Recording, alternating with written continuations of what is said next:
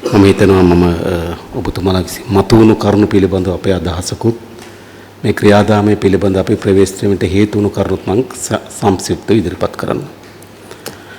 පළමු කොටම ඇත්තටම මම ඉගෙන ඔබතුමාලා මම හිතන අද උදේ නිවේදනයක් ඉදිරිපත් කරලා තිබුණා. ඒතර අපි අද හවස එකට සාකච්ඡාවක් යොදවගෙන තිබියදී ඒ නිවේදනයේදී ඔබතුමාලාගේ ස්ථාවරත්වය ප්‍රකාශ කරලා තිබුණා. එනිසා ඔබතුමාලා යම් ස්ථාවරයක සිට මෙතෙන්ට පැමිණෙන්නේ මම සැලකිලි ප්‍රමාණකින් පැමිණෙන උත්සාහ කරේ විවෘත මනසකින්. විවෘත මනසකින් තමයි මගේ පැමිණීමේ අභිප්‍රාය බවට පත් වුණේ. මම හිතනවා කෙසේ වුවත් අපේ රටේ සාකච්ඡාවෙන් පස්සේ ඕන දෙයක් කියන්න විවෘතයි. හැබැයි සාකච්ඡාවක් එකට යොදාගෙන තිබියදී උදේ නිවේදනයකින් සාකච්ඡාවේ අඩංගුව හරය ඉදිරිපත් කරන දේ පැවසීම ඉතාමත් හොඳ දෙයක් කියලා මම පිළිගන්නේ නැහැ. ඒක විවෘත සාකච්ඡාවකට බාධාවක් කරනවා කියන එක තමයි මගේ හැඟීම. ඔබතුමාලට යයිති පූර්ව අයිති තියෙනකම මම ඉදිරිපත් කරන්නේ. ඊළඟ අපේ සභාපතිතුමා කරුණ ඉදිරිපත් කරනකොට කිව්වා එතුමා පුද්ගලෙක් මකිසේත්ම ඔබතුමා පුද්ගලෙක් ලෙස සලකන්නේ නැහැ. ඔබතුමා නියෝජනය කරන නීතිඥ ප්‍රජාවේ අදහස ලෙස තමයි මා අදහස බාරගන්නේ. කිසිත්ම ඔබතුමාගේ පුද්ගලික අදහස ලෙස පිළිගන්නේ නැහැ. දෙවනුව ඔබතුමාට කියන්න පුළුවන් මේක නීතිඥවරුන්ගේ සමස්තය කියලා. තව කෙනෙකුට කියන්න පුළුවන් සමස්තය නොවේ. තව කෙනෙකුට කියන්න බහුතරය. තව කෙනෙකුට කියන්න පුළුවන් සුළුතරය. ඒක විවෘතයි. ඒක අපි හැම කෙනාටම විවාද සම්පන්න කාරණයක්. මේ සමස්තයේද බහුතරයේද සුළුතරයේද එක විවාද සම්පන්න කාරණා. මම හිතන්නේ ඒක පිළිබඳව අපි හරියටම නිගමනයකට ආයිතු නැහැ කියලා මම හිතනවා. තුන්වෙනිව මගේ ප්‍රවේශය තිබෙන්නේ ආණ්ඩුක්‍රීය ව්‍යවස්ථාව තුළ. මම කිසිසේත්ම මාගේ විධායක බලය හෝ අපි සතුව තිබෙන බලයක් ආණ්ඩුක්‍රීය ව්‍යවස්ථාවෙන් ඔබට පාවිච්චි කරන්න උපයෝග කරගන්නේ නැහැ. ඊළඟ උපුල් මහත්මයා කියපු අවදානම ඒ කියන්නේ මේ ව්‍යවස්ථා සංශෝධන නිසා අනිත් ජනාධිපතිවරයාට යන්න ඕන ඔබටත් යන්න. මම යන්න ලෑස්ති මිනිහෙක්. මම මේවවල වාඩි වෙන බලාගෙන ආපු මිනිහෙක් නෙමෙයි. ඒ වගේම මම මේ වෙනස කිරීම සඳහා අවදානම ගන්න ලෑස්ති මිනිහෙක්. වෙනසක් මම හිතන්නේ සිද්ධ වෙයි කියලා අවදානමකින් තොරව. වෙනසක් හැම විටම සිද්ධ වෙන්නේ අවදානමක් දරාගෙන. මොකද උදාහරණ කියන පාස්කු පරීක්ෂණේ. පාස්කු පරීක්ෂණේ දියත් කරලා තිබෙන්නේ බුද්ධි අංශට. මගේ ආරක්ෂාවට වක් කියන්නේ තෝ. මම පරීක්ෂණ යනවා. ඒ තුල ජීවිත අවදානම් පවතින බව මම දන්නවා. නමුත් අවදානම දරා ගන්න නැතුව වෙනසක් කරන්න පුළුවන් කියලා මම විශ්වාස කරන්නේ නැහැ. ඒ නිසා මම අවදානම ගන්න සූදානම්. මේ රටේ ජනතාව වෙනුවෙන් කියලා මම විශ්වාස කරනවා. ඒ අවදානම හැමුවේ මගේ තනතුරු හිමි වෙනවා නම් ඒවා ඉතා හොඳින් බාරගෙන මට පිටත් වෙලා යන්න ලෑස්ති. ඒකට මම සූදානම්. ඊළඟ මතුවුණු කරුණු ගත්තාම වරප්‍රසාද කියන ප්‍රශ්න ඔබතුමී මතු කරපු වරප්‍රසාද කියන ප්‍රශ්නය වරප්‍රසාද කියන එක සීමාව කොතනද? කොතනද වරප්‍රසාද කියන සීමාව තිබෙන්නේ? තමන් විසින්ම තෝරාගත්තු කෙනෙක් අනාගතයේ සීජේ පුටුවේ වාඩි වෙන්න ඕන කියලා පෙළ ගැස්වීම වරප්‍රසාදයක් නොවෙන්නේ කෙසේද? එහෙම කරපු ඉතිහාසයක් තිබුණා. තමන්ම තෝරා ගන්නවා කෙනෙක් එයා කොහොමද මුල් පිටුවට ගියන්නේ? ඒතර ඒවත් තනි පුද්ගලයෙක් කේන්ද්‍ර කරගත්තු වරප්‍රසාද. තව කෙනෙකුට අර්ථකථනය කරන්න පුළුවන්. ශ්‍රේෂ්ඨාධිකරණ විනිසුරුම් ප්‍රමාණය 11 ඉඳන් 17 දක්වා වැඩි කරනවා. අභියාචනාධිකරණ 12 ඉඳන් 20 දක්වා වැඩි කරනවා. ඒ නිසා තමන්ම තෝරාගත්තු කණ්ඩායමක් ශ්‍රේෂ්ඨාධිකරණ ගෙන්වීම සහ අභියාචනාධිකරණ ගෙන්වීම ඉලක්ක කරගෙන මේක කරාද? එනිසා මම හිතනවා අපි අධිකරණ ශේෂ්ත්‍රය ඇති කරන හැම වෙනසක්ම වරප්‍රසාදයක් හෝ තව කෙනෙකුට කරන අනිසි බලපෑමක් ලෙස අර්ථකථනය කළ හැකියි. එහෙම කිසිවක් නැති වෙයි කියලා මම විශ්වාස කරනවා. නැත කාලේ සිද්ධ වෙච්ච වෙනස්කම් ටික බැලුවොත් නේද? 11,17 දක්වා වැඩි කරනකොට එතන අර්ථකථනය කරන්න පුළුවන්. මේ Taman තෝරාගත්තු 6 දෙනෙක් ඉන්නවා. 6 දෙනා ගේන්න තමයි මේක හදලා තියෙන්නේ කියලා. දැන් ශ්‍රේෂ්ඨාධිකරණ ඇතුලේ කරන ඕනම වෙනස්කම. ඒක වැටුප් වැඩි කිරීමේ සිට නැත්නම් වාහන බලපත්‍රයක් ලබා දීම දක්වාම වරප්‍රසාද ලෙස අර්ථකථනය කරන්න පුළුවන්. ඉතින් මම උපරිම උත්සාහ කරා මේක තනි පුද්ගලයේ කේන්ද්‍ර කරගත්තු වරප්‍රසාදයක් නොවන විදිහට කරන්නේ කොහොමද? ඒ නිසා මේක වරප්‍රසාදයක් සලකන්නේ මේක සලකන්නේ අධිකරණයේ මේ තියෙන తত্ত্বය තව තත්වයකට ගෙනියන අධිකරණ පද්ධතියම තියෙන තත්වයේ සිට තව තත්වයකට පරිවර්තනය කිරීම.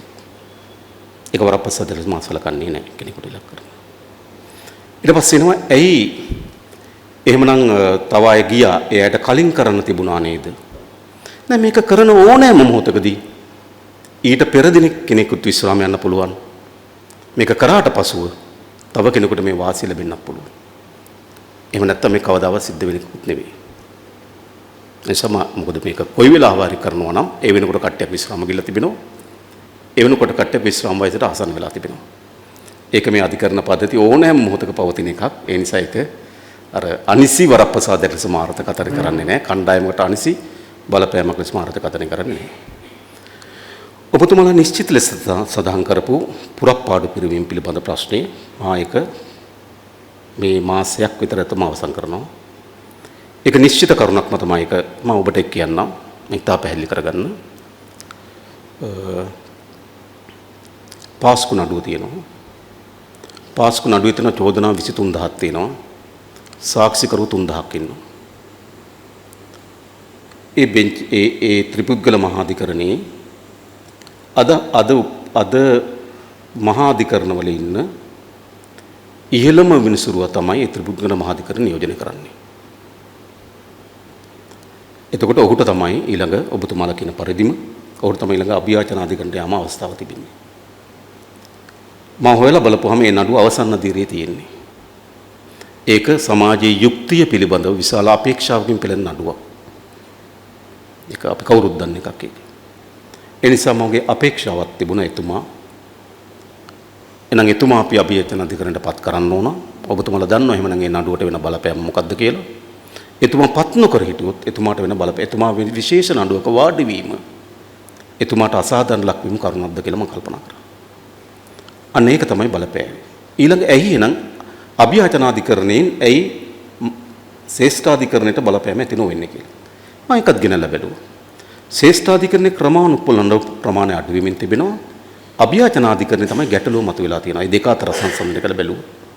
ඒ නිසා අභියාචනාධිකරණයෙන් කණ්ඩායමක් අභියාචනාධිකරණ හිස්ව තබාගෙන ශ්‍රේෂ්ඨාධිකරණයට ගෙන යාම නුසුදුසු කියලා මම කල්පනා කරා. ඒ නිසා කිසිදු මයිතාවංකව කියන්නේ මම පුද්ගලයෙක් යනත් එක් බලාගෙන පුද්ගලයෙක් සුදුසුකම් ලබන තෙක් බලාගෙන මේ පුරප්පාඩු තියාගෙන හිටියා නොවේ.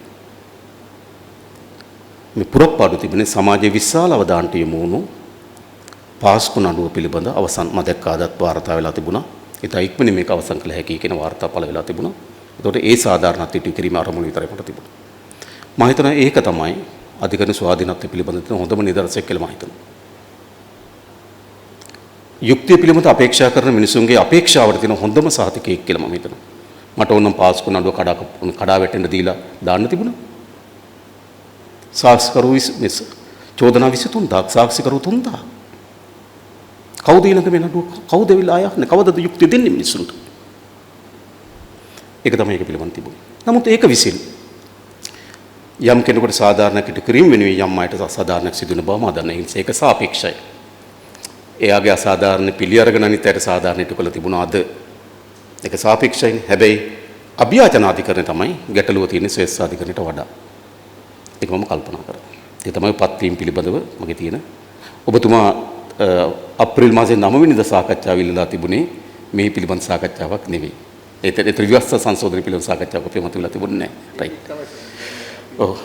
නෑ මෙතුමගෙන් මට ආවා ඒක. මෙතුමා හම්බුනාට පස්සේ. ඊළඟ මම කියන්නේ මේක තමයි මූලධර්ම ප්‍රතිපත්තිම ලෙසින්.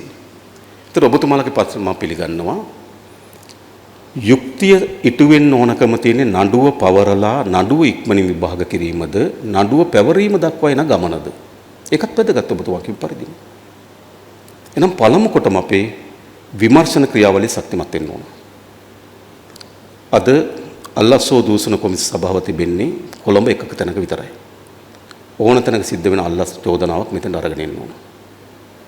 මම අපේක්ෂා කරනවා අල්ලස් කොමිසම සාකා කාර්යාල 24ක් රට පුරා අරින්න. ඒකට නිලධාරීන් 373 දෙනෙක් බඳවාගෙන දැන් අවසර ලබා දීලා තිබෙනවා. ඒ වගේම සාමාන්‍ය රාජ්‍ය සේවක වැටුප් තලයට වඩා ඉහළ වැටුප් තලයක එම විමර්ශන නිලධාරීන් පත් කරන්න මම මැනේජ්මන්ට් කමිටුව මේ දෙපාර්තමේන්තුව එක්ක කතා කරලා අවසර ලබා දුන්නා. හොඳ සැලරි එක තියන්න ඕන මේ විමර්ශන නිලධාරියා. මොකද අල්ලස් කොමිසමේ ක්‍රියාවලිය ශක්තිමත් කරන්න ඕන විමර්ශන සඳහා. ඒක අපි පිළිගන්නවා. ඊළඟ පොලිස් දෙපාර්තමේන්තුව 1,02,000ක් අපේ කාඩර් එකේ ඉන්න පොලිසිය අද පොලිසිය ඉන්නේ 72,000යි. ඒකෙනුත් 4,000කට ආසන්න ප්‍රමාණයක් ඒගොල්ලෝ මෙඩිකල් දාලා අර යුනිෆෝම් රාජකාරිවල යෙදෙන්න තු ඉන්නවා. ඒතකොට 1,02,000ක වැඩ කරන්නේ 68,000. මේකෙන් තමයි අපි මේ පරීක්ෂණ විමර්ශන ගැන කාර්යභාරය ඉටු කරන්න අපේක්ෂා කරන්නේ. ලංකාවේ රාජකාරී වෙලාවේදී වැඩිපුරම මේ ගින් තියෙන පොලිස් නිලධාරීන්. ගිය අවුරුද්දේ රාජකාරී වෙලාවේදී 1,100ක් පොලිස් නිලධාරීන් මිය ගොස් තිබෙනවා. උන් පැය 18-20 වැඩ කරනවා. ඒ නිසාම පොලිසියට අලුතින් 10,000ක් බඳව ගන්න. ඔවුන්ට අවශ්‍ය නැ ඔහුගේ යුනිෆෝම් එක පවා වෙනස් කරන්න. ඔවුන්ට අවශ්‍ය නැ තාක්ෂණික උපකරණ ලබා දෙන්න. මේ ක්‍රියාලක සියල්ල කරමින් තිබෙනවා. මොකද අපි අවශ්‍ය විමර්ශනයේ ශක්තිමත් වෙන්න ඕන. වැඩිපුරම කාලය අපි මා දැකලා තියෙනවා විමර්ශන සඳහා යන කාලය විශාල කාලයක්. මොකද මේ ඇවිල්ලා තියෙන පැමිණිලි ප්‍රමාණය විමර්ශනය කරන්න පිටි විමර්ශන ආයතන ශක්තිමත් කරනවා. ඊළඟ විමර්ශනය සඳහා සහාය දෙන්න සහ නඩු කිරීම සඳහා නීතිපති දෙපාර්තමේන්තුව. ඇත්තටම නීතිපති දෙපාර්තමේන්තුව ප්‍රශ්නයක් තියෙනවා. දක්ෂ අධ්‍යක්ීම් සහිත නීති නිලධාරීන් දාලා යනවා. අපි දැනට 50ක් බඳවාගෙන අවසර ලබා දීලා තිබෙනවා. 50ක් බඳවාගෙන අවසර ලබා දීලා තිබෙනවා. ඒ වගේම ඔහුගේ උසස් වීම් ක්‍රියාවලියේ තියෙන දෝෂයක්. ඒක පිළිබඳව අපේ මතුමා සාකච්ඡා පටන් ගන්න තිබෙනවා මේ උසස් වීම් ක්‍රියාවලිය වෙනස් කරන්න. ඒ වගේම උන්ට යම් දීමනාවක් විශේෂයෙන්ම කෝපරේටර් සමාගම් නඩු කරපුවම උන්ට දීමනාවක් ලැබෙනවා. ඒ දීමනාව වැඩි කරන්න ඕන කියලා මම තීරණය කිව්වා. ඔවුන් ඉතාමත් හොඳ යහපත් වැටුප් තලයක තියන්නේ නැතුව හොඳ නීති නිලධාරියෙක් අපිට නීතිපති දෙපාර්තමේන්තුව පැත්තෙන් හදාගන්න පුළුවන්කමක් ඇතින්නේ නැහැ. ඒතර ඒකට අවධානය යොමු කරලා තියෙනවා. ඒකට පූර්ව අධිකරණයට එන්න පෙර පූර්ව වැඩ කටයුතු ටික සූදානම් කරනවා. ඊළඟ අධිකරණය මොකද්ද මුහුණ දුන්නේ? අධිකරණයට මම විශ්වාස කරනවා මේ ව්‍යවස්ථා සංශෝධනය ප්‍රමාදයි කියලා. මේ ව්‍යවස්ථා සංශෝධනය සිද්ධ වෙන සිදුවන්නේ 20 වෙනි සංශෝධනයට සමාන්තරව කියලා මම හිතනවා. 20 වෙනි සංශෝධනයේදී ශ්‍රේෂ්ඨාධිකරණ විනිසුරුවම් ප්‍රමාණය 11 ඉඳන් 17 දක්වා වැඩි කරනකොට අභියාචනාධිකරණ විනිසුරුවම් ප්‍රමාණය 12 ඉඳන් 20 දක්වා වැඩි කරනකොට අපි නිකන් තාර්කික නිකන් උපකල්පනයක් කරොත් ශ්‍රේෂ්ඨාධිකරණේ විනිසුරුවන් 6 දෙනාම අපි අභියාචනාධිකරණයෙන් පත් වුණා කියලා උපකල්පනය කරොත් අභියාචනාධිකරණේ හිස්තැන් 6ක් ඇති වෙනවා. අලුතින් ඇති වුණු 8ක් තියෙනවා. 12 ඉඳන් 20 නිසා. ඉතින් 14ක්. එතකොට අභියාචනාධිකරණේ හිටියේ 12යි. හැබැයි අභියාචනාධිකරණේ 12 වගේ ඊටත් වඩා වැඩි ගුණයක් 14 දිනක් අනීතිපති දෙපාර්තමේන්තුව පත් වෙනවා කියන එකට පැත්තකින් තිබ්බොත් උපකල්පනය කරමු. 14 දිනක්ම අභියාචනාධිකරණයට පත් වෙනවා. 12ක් තිබුණු අභියාචනාධිකරණේ ඒ 12 දෙනා හිටියේ 12 දෙනාගෙන් 6 දෙනෙක් කියොත් ශ්‍රේෂ්ඨාධිකරණයට එතන ඉතුරු වෙන 6 දෙනයි 20 දෙනා බවට පත් වෙන 14 දෙනෙක් මලුතින් පත් වෙන්න ඕන.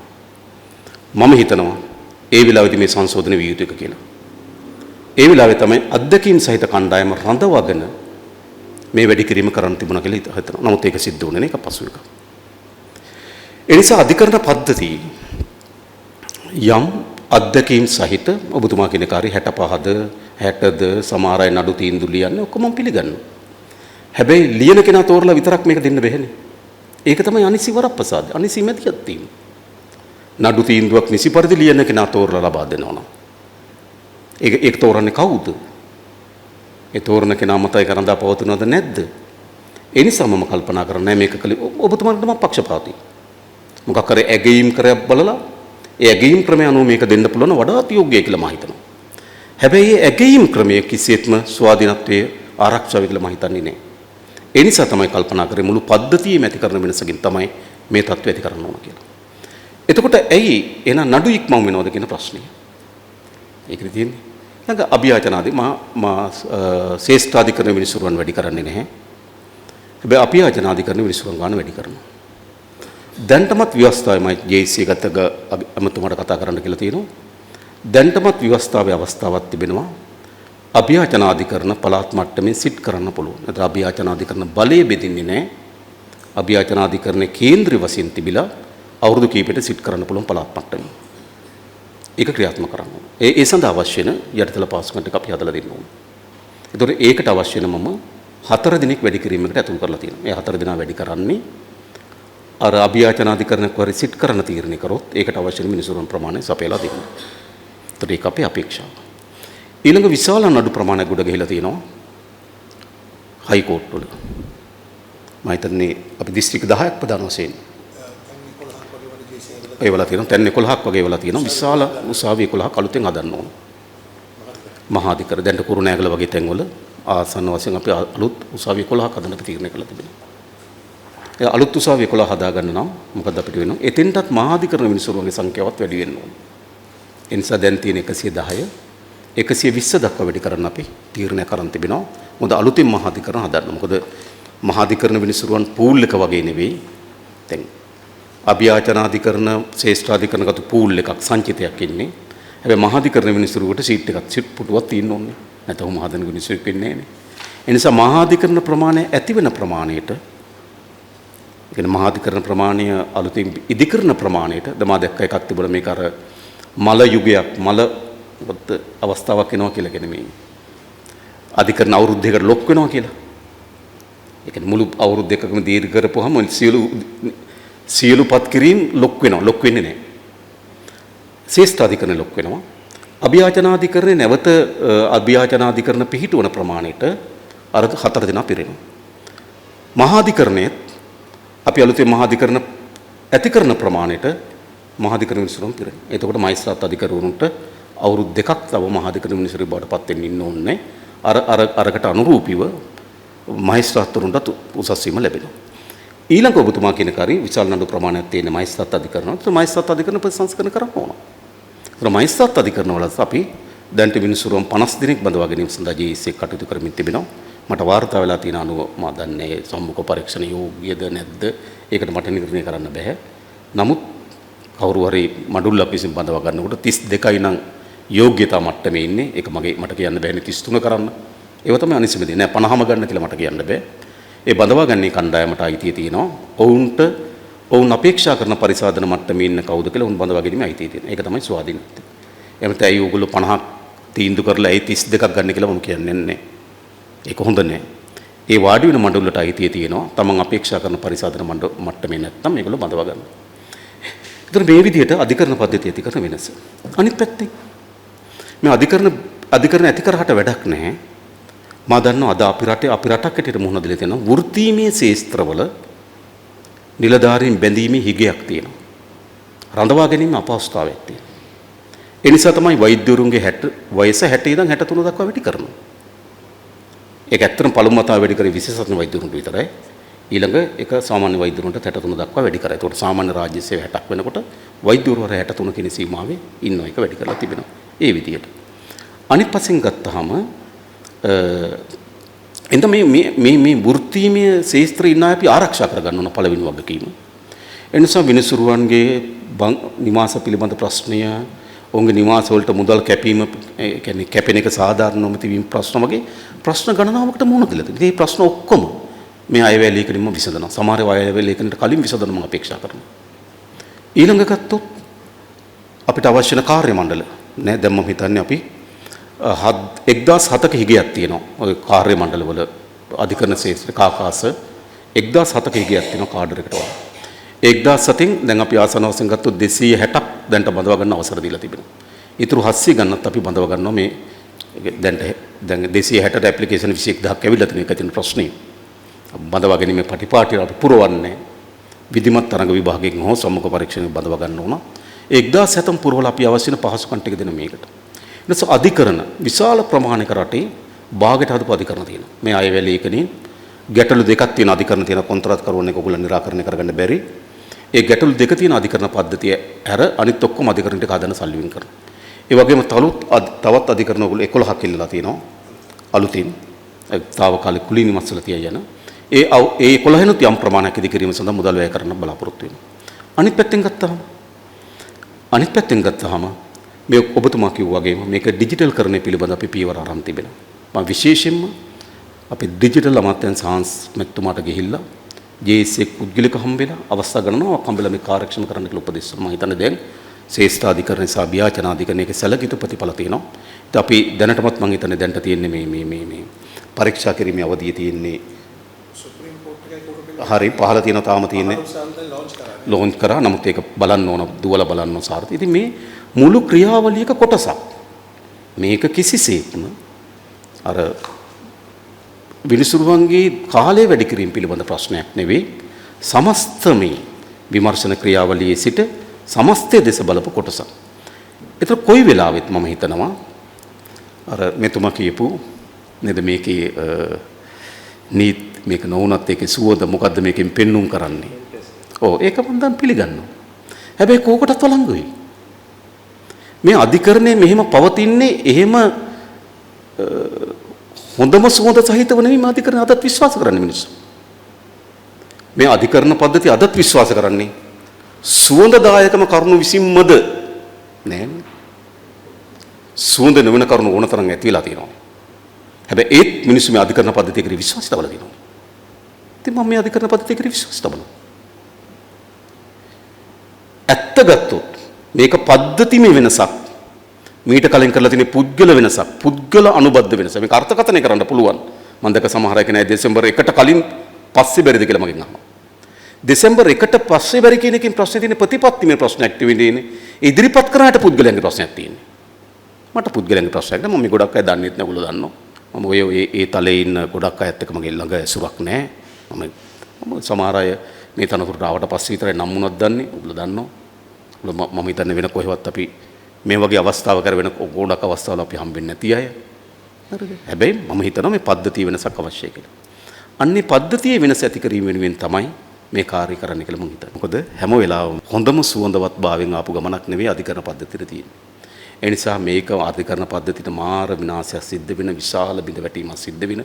මෙතනින් පස්සේ අධිකරණ කෙරෙහි ජනතාවගේ තියෙන විශ්වාසය මුළුමනින්ම බිඳ වැටෙන තත්ත්වයක් නිර්මාණය වෙනවා කියන එක ටිකක් සීමාවට එහා කරුණු ඉදිරිපත් කරන්න ඕන. ඒකේ තමයි සටන් වල ස්වභාවය. මට ඒක තේරුම් ගන්න පුළුවන්. සටනක් කරනකොට ඒ සටන තියෙන ඇත්ත තරකනේ සිට ඒ තරකනට වඩා ටිකක් උඩින් සටන් පිහිටවන්න ඕන. මම ඒක දන්නවා. ඒකට අපිට හදන්න පුළුවන් විශාල බිය වැද්දීමක්. මෙතෙන් සිට අධිකරණ කරේ ජනතාවගේ විශ්වාසය පළුදු වේවි. ජනතාව අධිකරණයක දෙන තීන්දුවක් මේ විශේෂ වරප්‍රසාදයක් ලබාගත්තු කෙනෙක් දෙන තීන්දුව නිසා යාට යම් බලපෑමක් ඇති වෙන්න පුළුවන්. මේ જાතිය දේවල් මතුවෙන්න පුළුවන්. මම හිතනවා ඒව ඇවිල්ලා අපිට අර යමකට අපි යමක් එකඟ නොවෙනවා නම් එකඟ නොවීම සඳහා සමාජගත කිරීම සඳහා හදන සාමාන්‍ය එහෙමයි සටන් ඕනම සටනක එහෙමයි. තරකයට උඩින් ටිකක් හැම සටනක්ම පිහිටවල මම කියන්නේ ඔබතුමාලා එහෙම කරනකොට මගේ එලි සංවාදේ නීති සංගමේ නෙවෙයි. හරිද? මම කියන්නේ නෑ මගේ නීති සංගමේ නෙවෙයි. එලි එහෙමයි. එලි එහෙමම ඔබතුමාලා ඉස්සර කියන ඔබතුමාලාත් අර එළියේ ඉන්න කණ්ඩායම් ගෙන ආපු ඒවා කියපු නිසා මම කියන්නේ. එලි එහෙමයි සංවාදේ තියෙන්නේ. එළියේ සංවාදේ තියෙන්නේ ඔබතුමාලා තර්ක අනුකරණ ඉදිරිපත් කරන ගමන්. හැබැයි එළියේ සංවාදේ තියෙන තර්කයට ටිකක් ඔබ්බේ. ඒ සමහර මේ ව්‍යවස්ථා සංශෝධන දෙන නාමකරණය ඒවා තියෙන ව්‍යවස්ථාව තුලද ඒවා තියෙන තර්කයේ තුලද නෑ ඒවා තියෙන්නේ තර්කයේ නොබ්බට යන බිය ගැනීම ඇතුළේ. ඒ නිසා මම හිතන්නේ මේක මේ ප්‍රතිපත්තිය ඉඳන් තමයි මම හිතන්නේ අපි කටයුතු කරන්න ඕන කියලා අපේ අදහසට තියෙන්නේ.